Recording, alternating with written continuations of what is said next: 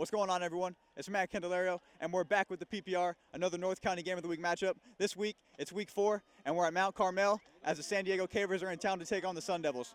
Right now, I'm with the Cavers running back Jaden Johnson. And Jaden, a couple years ago, our guy Coach James checked you out with the Balboa Raiders, and I'll tell you what, he got it right.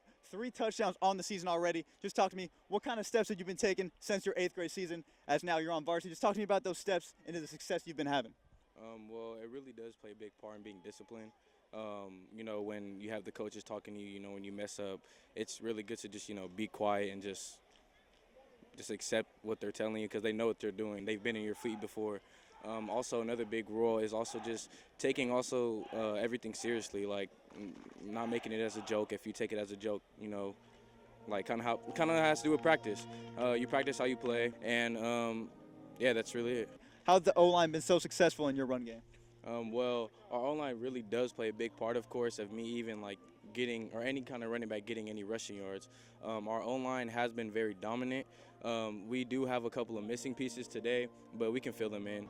All right, so I'm here with Coach Reed of the San Diego Cavers and Coach Jaden Johnson coming out of the backfield for you guys. Just talk to me, coming out of the Balboa Raiders, just talk to me how cool it is for him to come through the system and now be a big piece of your guys' offense this year for the Cavers. It's very cool because he brought intensity and effort. He also is a very great student and carries over 3.0, so him learning that through the Balboa Raiders system helps us out tremendously. How important do you think it is for kids, coming through the youth football system and being able to learn those steps of the game and being able to translate that onto the high school level? It's very good because when you get to us, you already know what's going on. You know some of the terminology and you know where to be on every play. So learning from that level helps us out.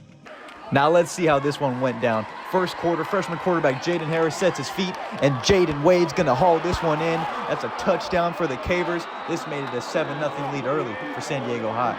Still in the first quarter, Trevor Tamoy Payal's going to call his own shot, and he gets in there for a Sun Devils touchdown. This made it a 7-7 ball game. Now in the second quarter, Cavers on the move. Bubble screen out to the left, but Gavin McMullen with a little Fred Warner impersonation.